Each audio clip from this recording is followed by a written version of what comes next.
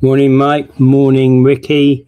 Good morning, everybody. Welcome to Talking Niagara. Dave. We even have you slept in, according to Rick. Who? According to Rick, Who you slept slept in. Yeah. Well, Okay. I didn't sleep in. No, I didn't. All right. Okay, so Niagara Falls Council breached the Municipal Act with a secret ballot on a topic that should have been held in public, according to the Ombudsman. Yeah, now this comes up nearly 2 years. It was October 2024. Yeah, October 2 years ago. Yeah. Yeah, almost 2 years ago, and somebody pointed the ombudsman in this direction. Who was it? Who did that? They decided that I have a guess, but I'm not going to say what that guess was. But yeah, the city council went into in-camera meeting, and I guess they voted for who they would have for representatives. Yeah, they held wasn't it? Yeah, they held a closed meeting to discuss a matter that qualified for in-camera consideration. And during that meeting, members voted on an issue in a manner that went beyond the procedural votes allowed under the Municipal Act, according to the Ombudsman. So as a result, the vote contravened the Ontario's open meeting rules, which are intended to ensure that municipal decision-making remains transparent and accountable. That's what there's the idea there that it wasn't transparent. Well, now the city council itself has argued, the CAO and all those say that this is a staff problem. That they themselves, the council, didn't know any better. That they were handed a ballot when they went in camera and they voted. Although other aspects of this were done in the open when they actually announced who they would have appointed for these offices. They just have voted for was in the open, but the voting itself was not legal, and the procedures by which it was not illegal. We now find that we have had these private ballot votes that are now destroyed. So we don't know which one of our councilors voted for or against one particular person or the other. Yeah. And that is wrong. You have to bring it out in the open. Yeah. That's the whole point. Anytime they have a vote in council, what do? It's everybody show of hands so that the people of Niagara Falls can see who is voting what way. Yeah. And there are occasions, of course, when there's a request to have this recorded. So it's actually will record that member X voted this way and member Y voted that way. Yes, it's kind of an interesting. You got to get into this a bit, because why was it wrong? So, and Barbara Finley is only the acting ombudsman of Ontario too. Yeah. So you have to wonder who fed her the information, and it was an eight-page report. And the complaint alleged the city did not provide public notice that the council would vote to appoint members to a downtown advisory committee. You remember that? I think it was. Yes. I think Mr. Campbell was still around at that time. He was. The complaint was also alleged the council held a vote during the meeting closed session that did not adhere to open meeting rules in the Municipal Act. So there you have it. The report does not expose the complainant, so we don't know who the complainant is. Yeah. I have a feeling I know who it is, but I suspect it's a council member who took objection to this, who never raised it at the council meeting afterwards, but went straight to the ombudsman. I was thinking more along the lines of someone who may have vied for the appointment themselves for the Downtown Advisory Committee and was shut out, or the members of that downtown committee that they're talking about may have been the ones that point, hey, wait a minute, I don't like this the way this is being done. Yeah. And they went to the ombudsman rather than to the integrity commissioner, the city's integrity commissioner, because this is a much bigger issue. And I think the thing that falls out of this is that in cases, okay, so the ombudsman is making the recommendation that all members understand the Municipal Act, open meeting provisions, and restrict closed session votes to those expressly permitted by law, in other words, procedural things, and keep accurate records of all in-camera discussions, and that they should conduct substantive decision-making in open sessions wherever possible. As Finley said, our investigation determined the city provided public notice of the meeting in accordance with procedural bylaw, but council voted by ballot while in camera, which contravened the Act's rules for voting in closed session and voting in open session. Okay. Now, what do they? This looks like to some people, I'm sure this looks like a conspiracy. To others, according to the CAO, he said that this was an error on the city staff's part. They're the ones that recommended the way in which it was to be done. Make council pay for integrity commissioner complaint out of their own pockets and per their own rules. That's interesting. Yeah, I think our integrity commissioner is but there's a reason why they didn't go to integrity commissioner this time, Gary. They went to the ombudsman, because if the integrity commissioner was brought in on this, he would have found that there probably was no proof of lack of integrity, because everyone was following the rules that were given by staff. Yeah. So in this particular case, the integrity commissioner would have just said that the integrity of every one of the counselors couldn't be targeted, since they all participated in something that they were directed to do. Yeah. So that's why the ombudsman had to be brought in, and that was a smart move, because this is a procedural thing. Yeah. And it was a procedural thing that they didn't do. And I do echo what Gary says. The integrity commissioner thing is way out. I don't know why we are so paranoid about integrity commissioners, where every other city gets $25 to put an integrity commissioner integrity complaint in or something like that. Yeah. And the vast majority of all integrity complaints are not upheld. Anyway, Ricky makes I think Paul and I have discussed this at different times about the integrity commissioner, and I think there should be some sort of review of any complaint, where somebody can look at somebody's integrity complaint and tell them, look, this isn't going to fly, or take this language out and replace it with this language. This will make it legal. And I think it should have a preview of it. It will cost the city a lot less money to do that. And people who do have legitimate complaints will not be afraid to come forward. And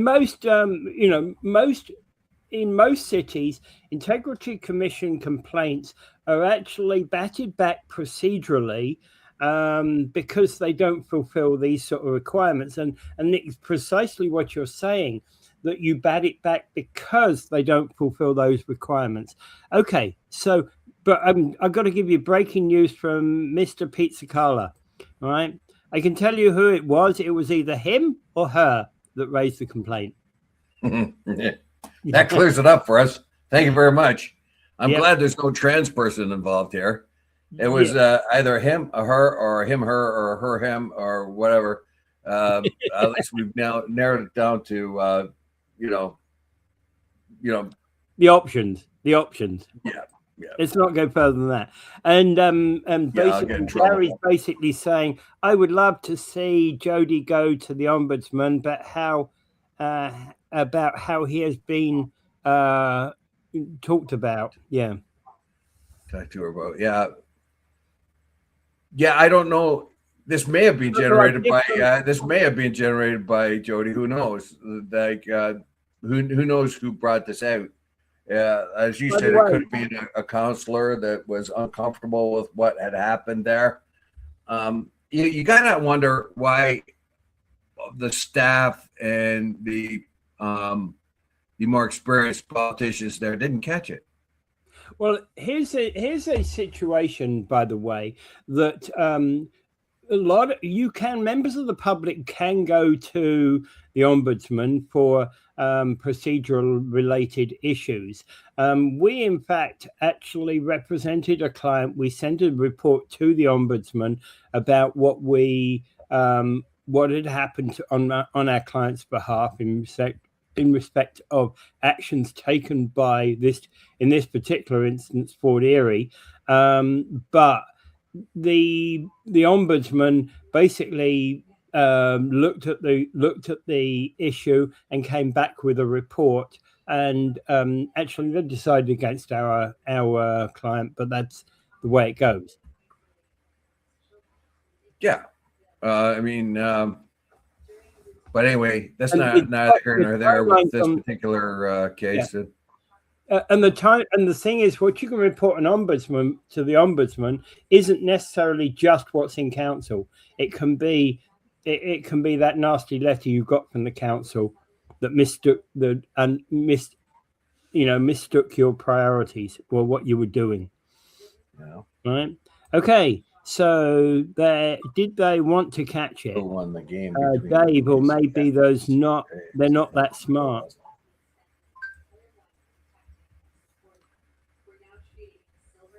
All right.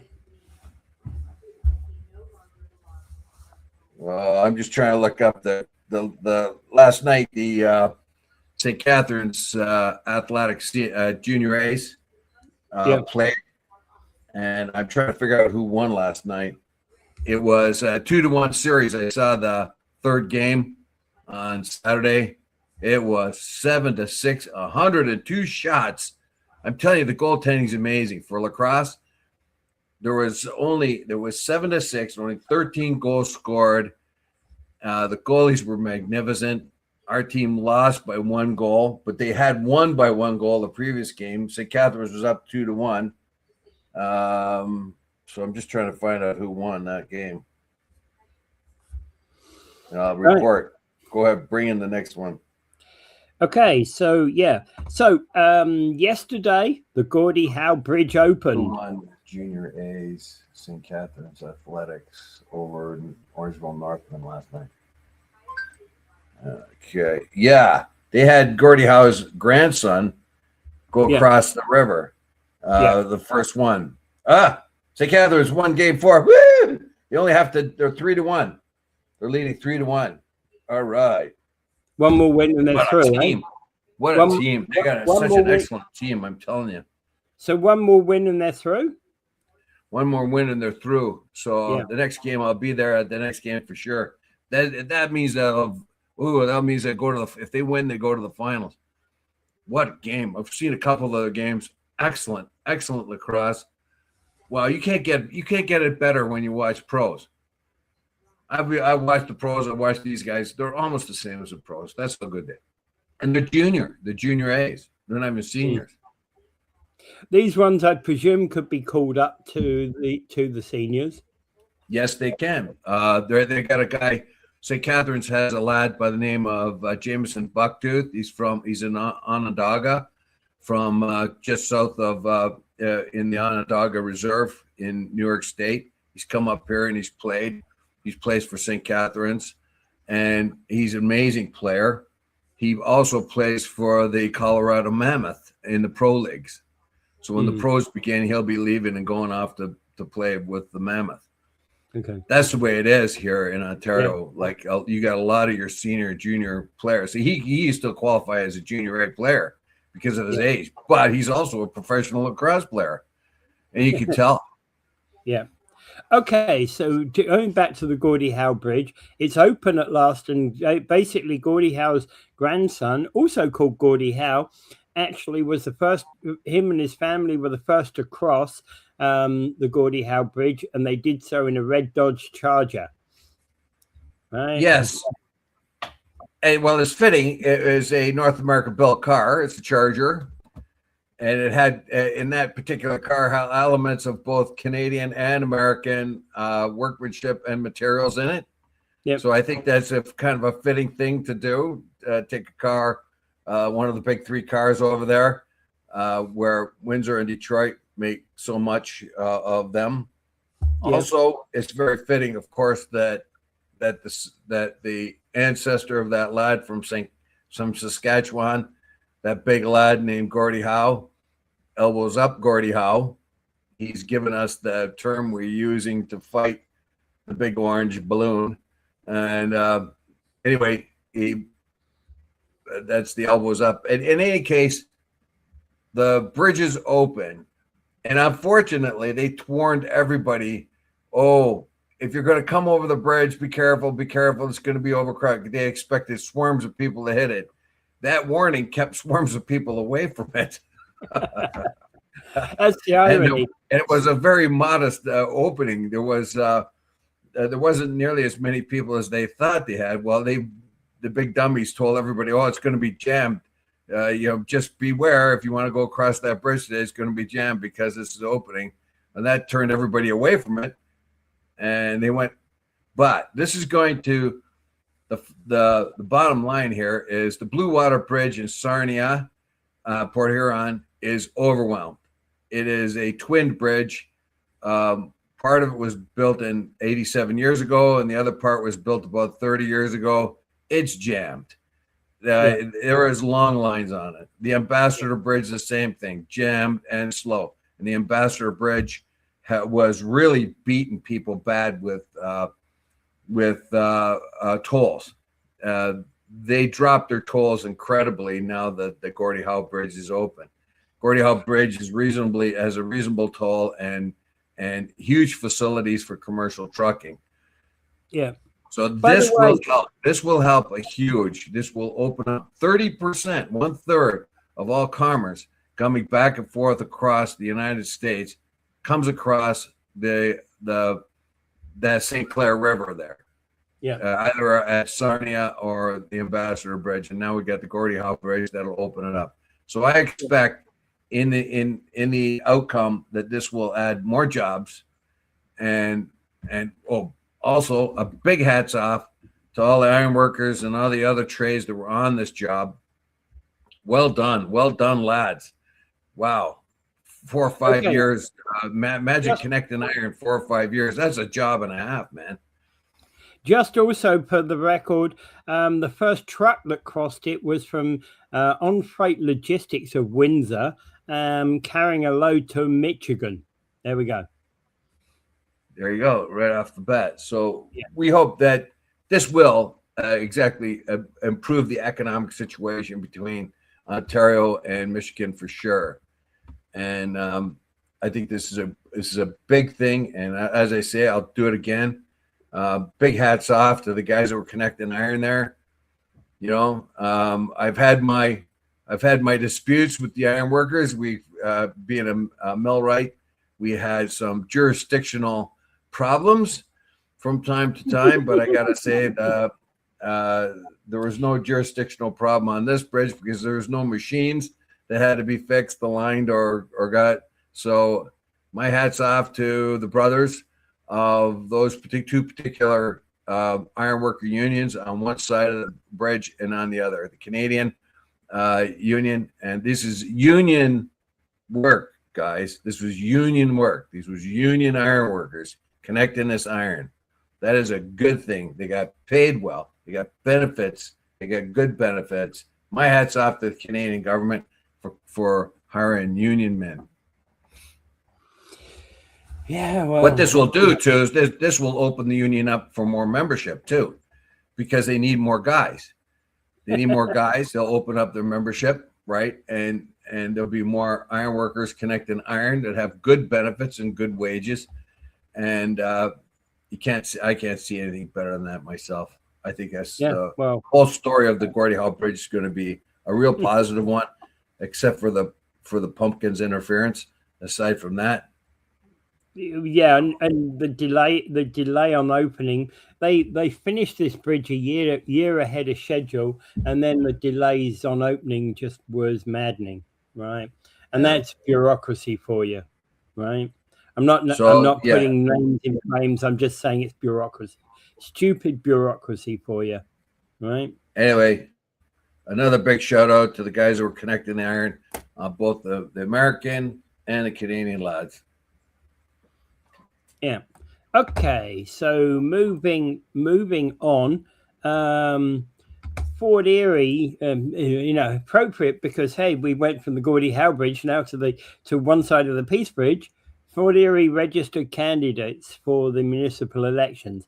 At this moment in time, looks like we're going to have a real race for the mayorship between Wayne Reddekopp and Tom Encina, because Tom Encina is actually the Fort Erie regional councillor who's coming back to Fort Erie politics, so he's running for mayor.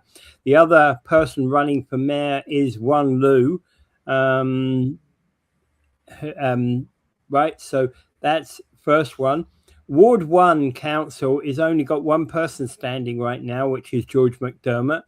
Ward 2 councils only got one person, which is Nick Dubanow, and who's actually an incumbent, been quite active on the council.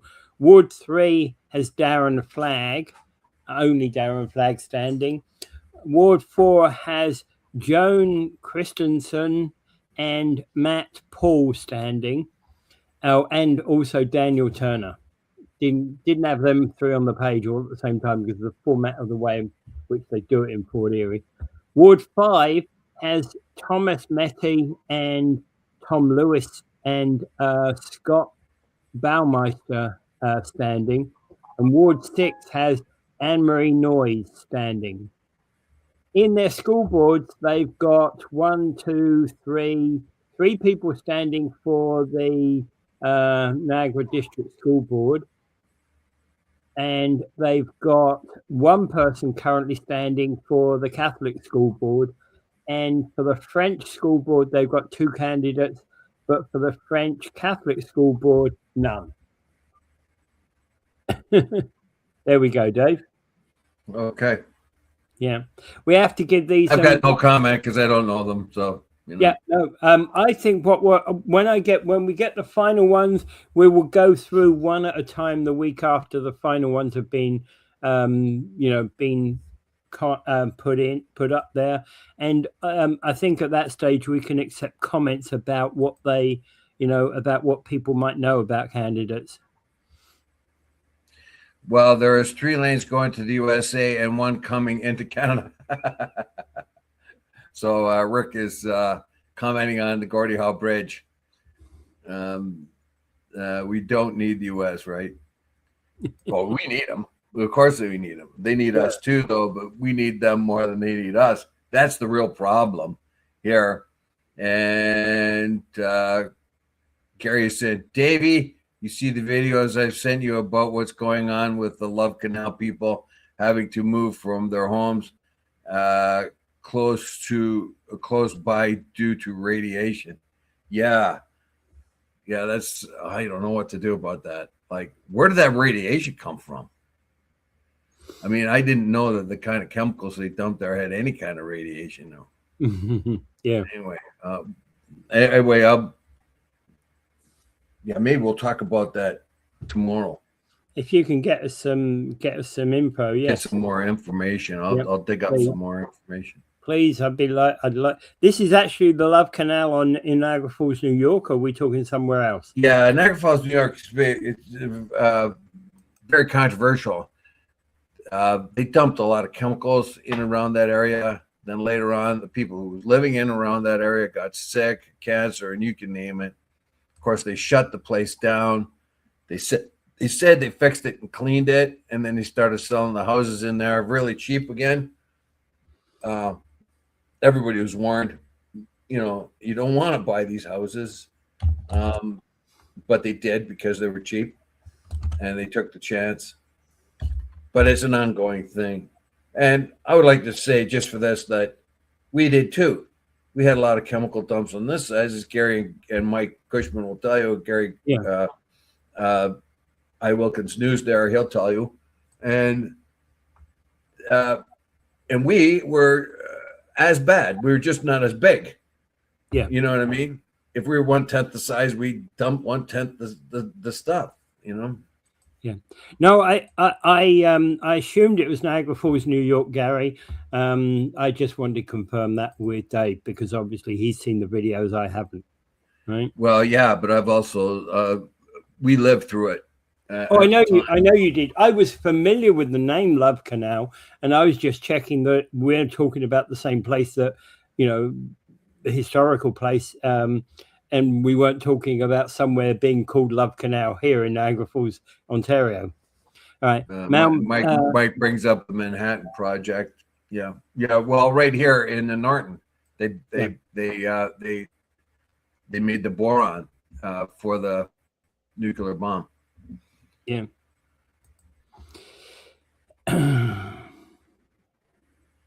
Okay. All right. We'll probably get back. I'll send you the links. Okay. Yeah. So. Yeah. Thank you, Gary. I Wilkins News will send you the links. I'll have a look as soon as I get them. Thank you very much. All right. Okay. So, all right. So Carney is now called. There's currently 4 open seats in the federal parliament, and Carney has called for 3 by-elections to happen on I believe it's August 10th.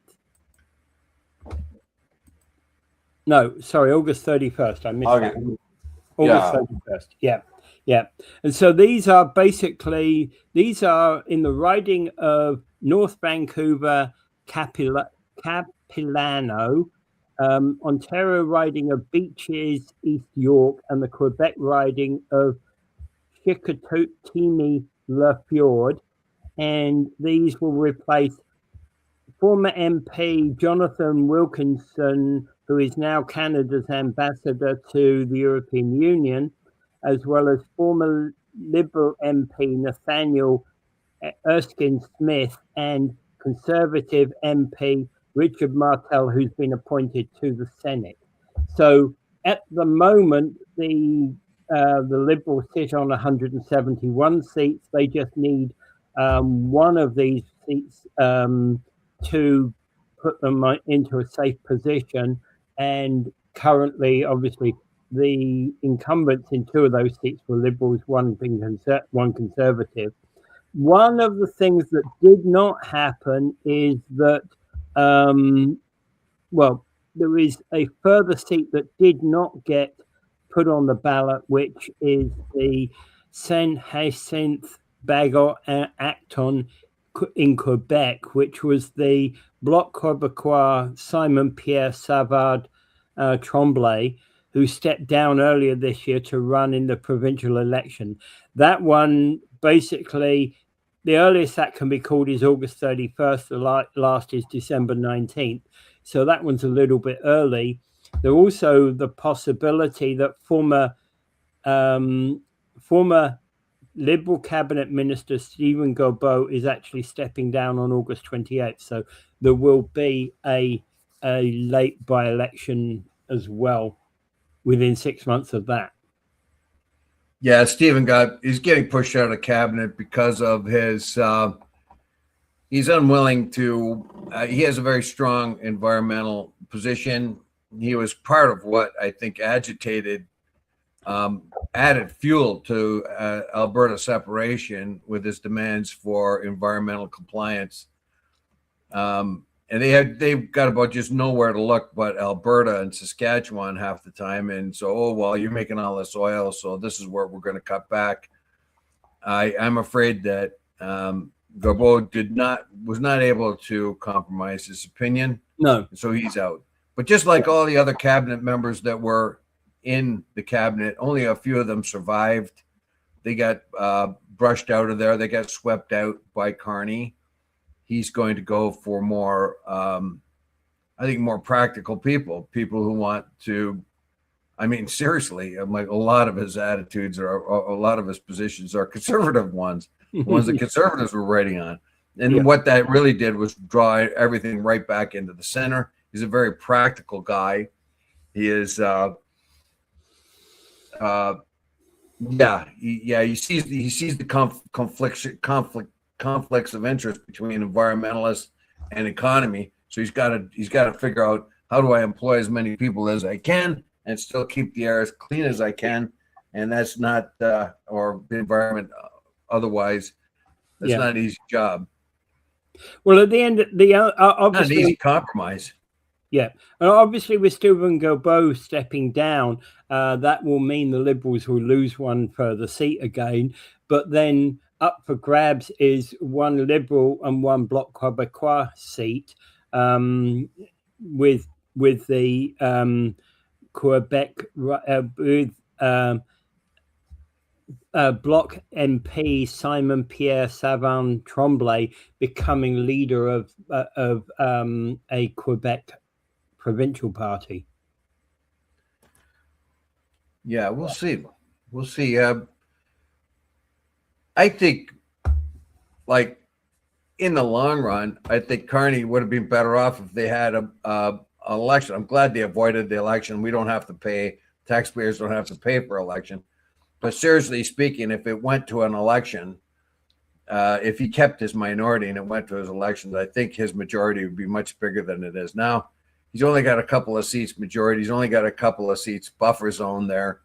That's always going to be an issue right up until the time they actually have the election 2 or 3 years from now. Well, all you need is ill health and somebody to breach a gentleman's agreement that normally covers that sort of thing, and you lose your majority. Yeah, that could happen. And I think that if it went to general election, he would have had a much larger majority. The polls that right now, as we are right now, the polls are actually supporting the the Liberals with massive difference now, because in fact they're projecting only 20% for the Conservatives. But of course, the Conservatives will argue that that there are still polls out there that are putting the Conservatives in the lead. You could be, but Carney is winning because he's facing off against the Orange Menace, right? He's doing what he can calmly, not getting angry like Doug Ford does. Doug Ford peaks off and gets angry and all that. He doesn't. He keeps his cool. Carney keeps his cool. Anytime Trump says, "Oh, we got to be 51st state, and Canada should be responsible for acts of God like forest fires." Oh my God! Look at all these forest fires. What is Canada doing? Well, vast wildernesses, vast tracts of wilderness and boreal forest and dry lightning strikes start fires, and like all the ones that are in the States. And the big dummy says, "Well, we got." We got to put a tariff on Canada because we got smoke coming in, right? So when Carney's faced with something like that, he doesn't even crack a smile. He doesn't go freak out. He just, oh well, yeah, that's what he's like, and he moves on. And I think that's one of the things that endure him to a lot of Canadians. And what else can you do? Because you've got a statement that's completely banal, that is, that has no basis in reality. And, all that Carney can do is kind of either remind you of reality, that, hey, there's not a thing on the planet anybody can do about those wildfires. The vast majority of them were not set by people. Obviously there's always a percentage that are set by people or stupidity of people, like tossing cigarette butts or putting, actually more dangerous than cigarette butts is often dumping bottles out onto into those dry areas, because what happens is the bottles ignite, the sun shines through the bottle that can ignite the grass. The biggest problem is for Canadian fires is lightning strikes.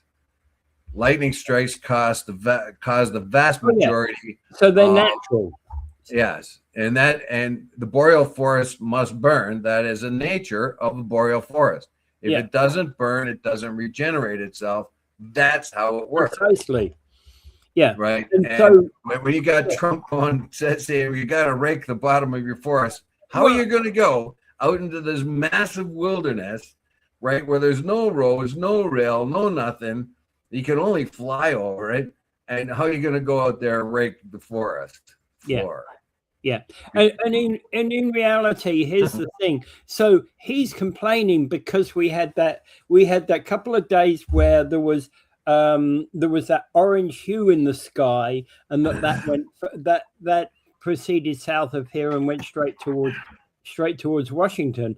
But my conversations with people around about that day is friends of mine who are in Toronto and north of Toronto were saying it was way worse up there than what we saw it.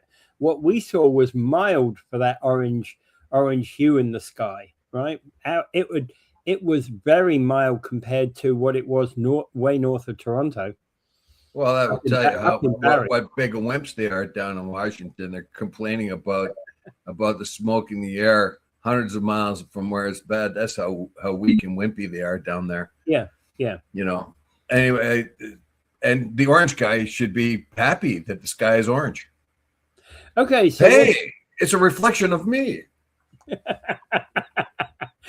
All right, so when it comes to these by-elections, I'm sure we'll be talking more about them in the coming weeks as we get into August and the by-elections come up. Right, so the by-election will tell if we're still sleeping. Tell if Canada are still sleeping. France, Spain, Norway, Sicily, Ontario, Scotland, Bolivia, Algeria, England, Wales, Tunisia, Morocco, all on fire. Good point, Mike. Very good point. I was going to point that out too. Yeah, the whole world's on fire right now. The whole northern hemisphere. Well, there are hundreds of fires. There's hundreds of forest fires in the United States. Of course, they weren't mentioned at all by the orange balloon and the other hot air people there. They were also all over France, all over Europe. I mean, it's just that kind of a year. Yeah, well, that dry weather system that we had held for about 10 days over North America transferred across the Atlantic and gave as many problems to Europe as we had here in Canada, right? Well, anyway, look, these are acts of God. What are you going to do about it? Right? When I was in Portugal a couple of years ago, there was forest fires all over Portugal. As a matter of fact, there was warnings on the highway. Be careful when you're going forward. You might have to turn around in case the fire goes across the highway. Yep. These are acts of God. What are you going to do about them? They just happen. Yeah. And when you get idiot Republicans with small brains saying, "Oh, look, Canada can't do anything but its fires, man." Well, like as if we went up there and had a fire going and we're not doing anything about it. Canadian forest fire fighters are in the States, all over them in the States, fighting forest fires. There was a Canadian guy that was killed in Colorado. And what did they do? They couldn't even admit that he was a Canadian. They put American flags on his on the ceremony for him.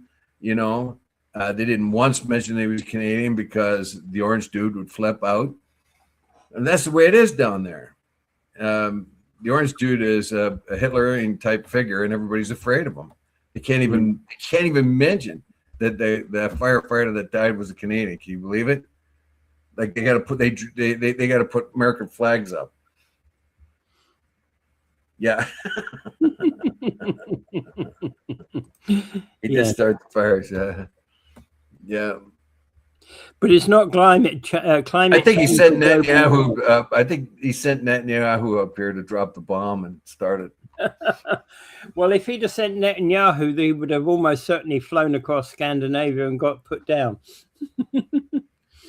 Yeah. Well, that's another thing we talk about. Netanyahu coming to speak to Trump again. You know what's going to happen. He's going to be all he's going to do is tell Trump how wonderful and great and terrific he is and suck him into another couple of months of war in Iran. Okay. Just give him something. Give him a piece of gold. Give him a little statue, and he'll do anything. You know? All right. Okay. So moving on. This is about America, but it's all whenever we cover articles like this about America, it's almost certainly the same conditions here in Canada. So it says Americans are squeezing life out of every dollar before deciding to spend it. According to a new Federal Reserve report, it found that credit card usage has increased. Fewer people are making retail visits, and necessities have become the focus of the consumer. So we're not buying. People are not buying things that are not necessary. They're buying the absolute rock bottom minimum. They're buying exactly what is necessary. And this basically has come from data collected by 12 regional banks around America. And the regions have been reporting that price increases have been moderate to strong paced overall. And that this is what is impacting people in America today. Yes. So we talk about the affordability crisis, and we found that the American administration says affordability crisis was a Democrat invention. It's not. This particular article explains why the average middle class person is suffering. Well, one of the things, like prices were high, inflation was high anyway before the war. Now the war has happened, and Americans and Canadians are spending much more for gas at the pumps than we were before. Yeah. We here in Canada were paying $1.25 a liter before the war.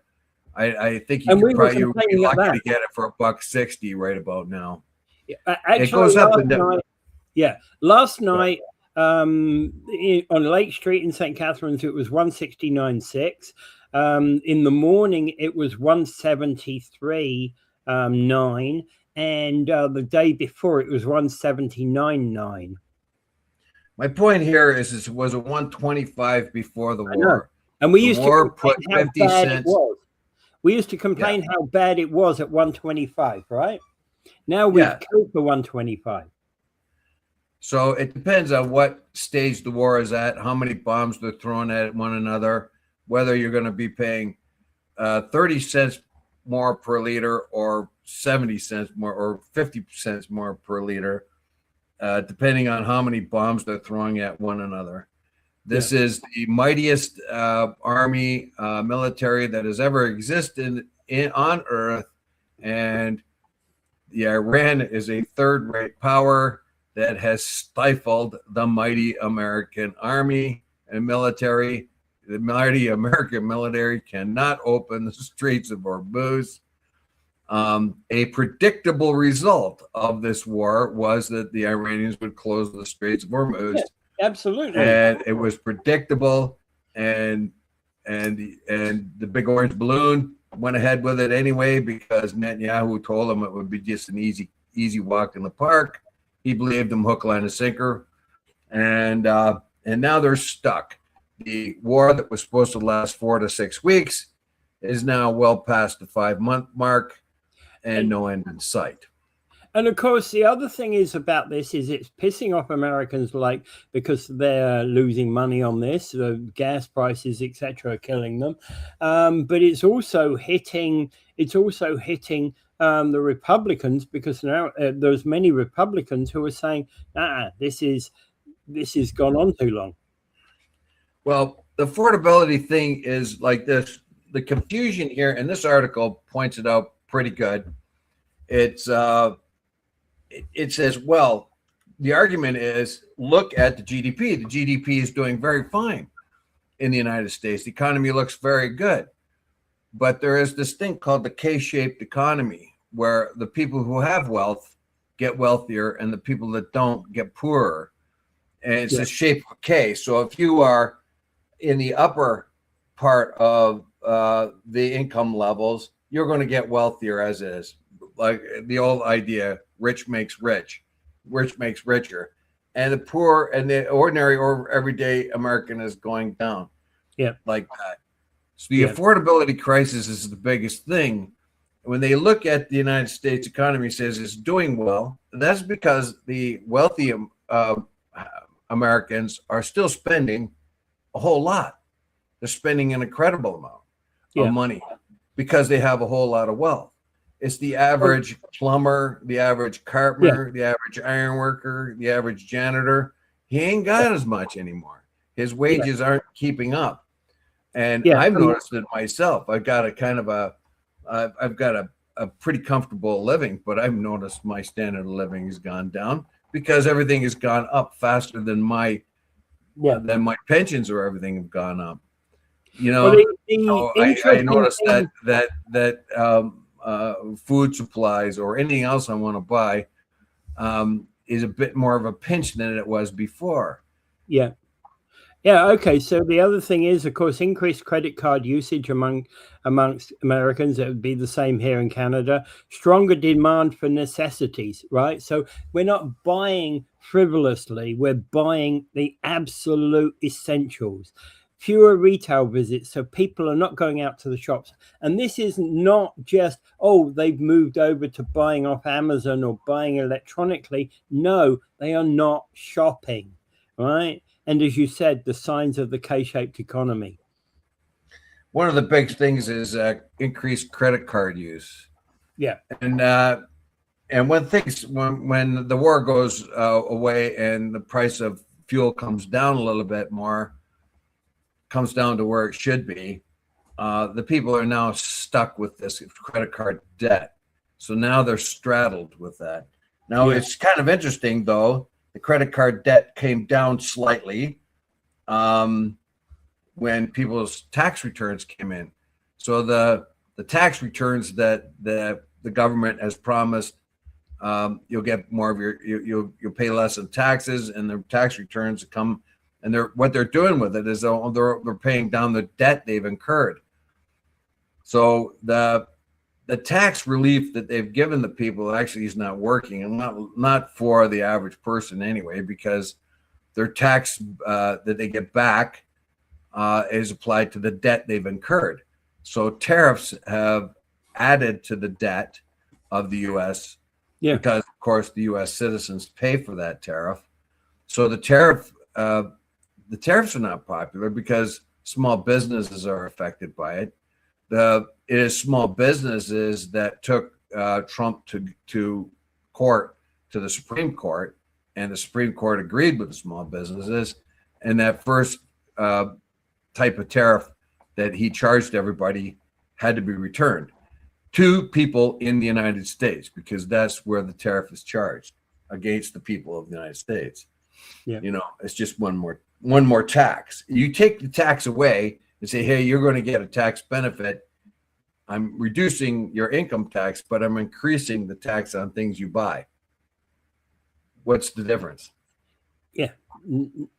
We're taxed. Essentially, historically, we've always been taxed by earnings, and we've always been taxed on the spending that we make. So there isn't any difference.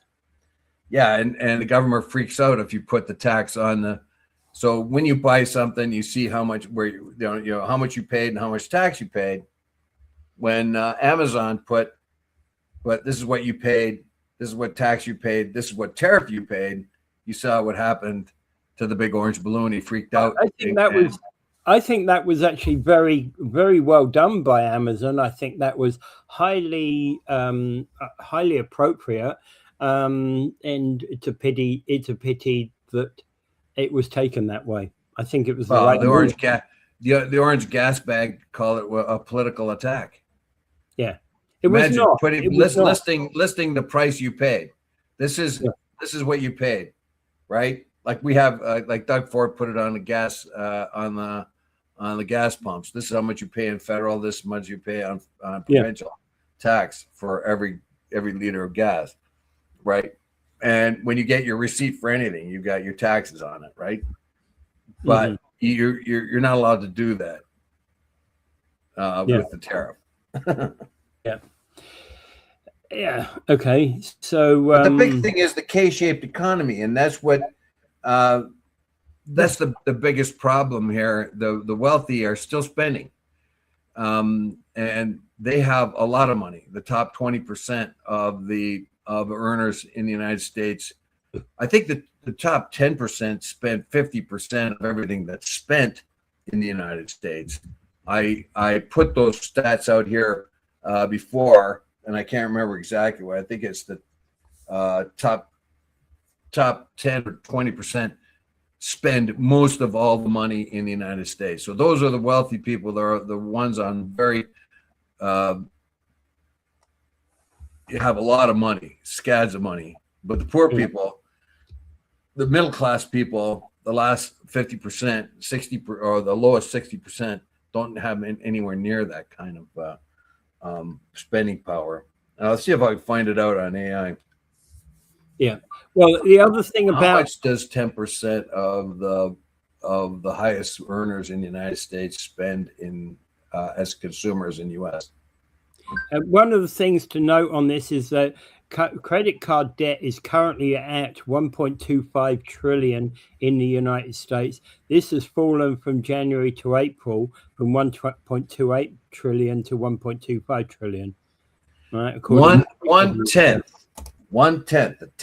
The 10% of the top consumers in the United States spend half of the money.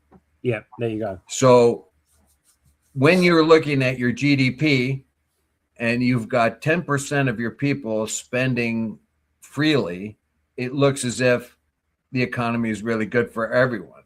But if you take a closer look, you see, this 10% is spending half of everything. Yeah. And the other 80%, other 90% of the people are spending the other half. So who has the money? Yeah. Who has, you know? The other thing that isn't shown in that, of course, is corporate spending, big and small business as well. Well, small businesses, they're the ones that had the biggest problem. They're the ones that took the orange gas bag to court and won. And that was a mega stacked court, the Supreme Court.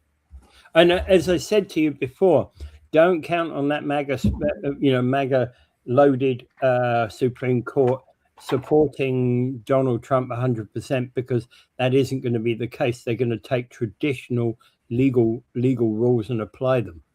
Look, if they keep doing what Trump wants them to do, as they did earlier on, then they will be deemed unnecessary. What's the point of having a Supreme Court if they're only going to do rubber stamp everything so they're going to have to stand out and be who they're supposed to be. Same as the Congress and the Senate. You find grumblings among them too, even though they're all terrified of the guy. Anyway, but that's the stress. That is the affordability crisis we're at, and why you look at the economy of the United States and the economy of Canada, and they get, wait a minute, how come all these people are struggling trying to put two dimes together, talking about their food, talking about their gas, and yet the GDP is doing fine? It's because the wealthier half of the United States, or actually the wealthier 10% of the United States, are doing just fine and spending a lot of money.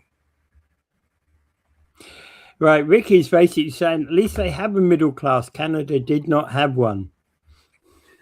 Well, that's debatable. That's debatable. I would suggest that I'm a middle class guy. I suggest that Peter's middle class.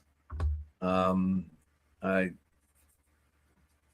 would say that we're like the middle class working class guys, anyone that works in GM, middle class. So the class, yeah. So I think we do have one. I think though that middle class is under assault all the time.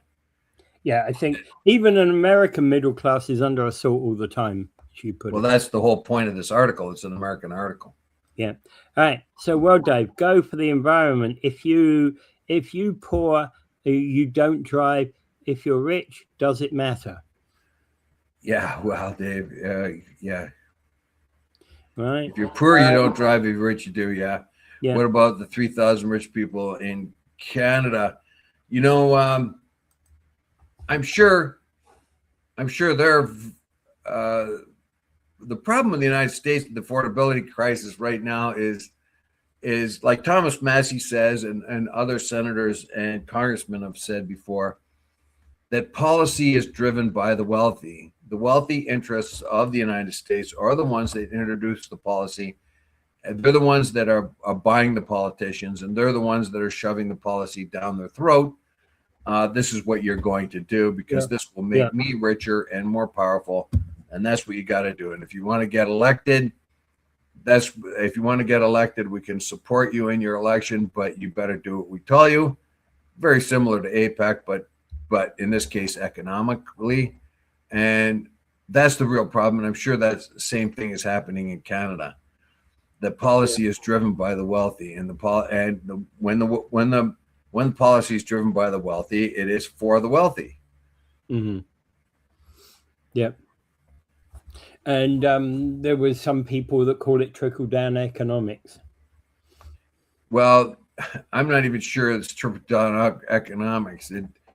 Reagan's idea, if you make the rich even richer, the money will trickle down to the poor people underneath. Yeah, like they're throwing them bones, basically. Here's another bone. Here's another bone. Yeah, that's dumber than dumb. And what happened in the United States when Reagan was in charge? The country's debt ballooned incredibly. And say what you want to say about Clinton, he's the one that stopped the debt from exploding and reversed it. As soon as George Bush got in, he turned it around and started paying off wealthy people again. So the middle class are the ones stuck with these huge tax bills. The only thing we're going to do is I say that I'm gonna order a guillotine and put it right there in Niagara Falls and start chopping off the heads of rich people. What do you think? Ooh, French Revolution Part 2, eh? I think that's the only way. You know what? That's the only way for them to share their money, right? They're hoarding all this cash. So what? It's hand over or off to the guillotine man. Look, and you don't have to chop the heads off of all of them, right? So you take your 3,000, you take your 3,000 richest, richest Canadians, chop the head off of a dozen. The other ones will cooperate.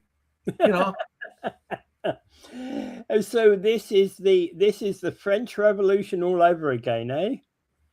Well, this is the Niagara Revolution, I'm thinking. Well, the Canadian Revolution, yeah. Yeah, I think I got a new name for myself. Dave Robespierre Wheeler. Yeah, well, there you go. Okay, Mr. Robespierre.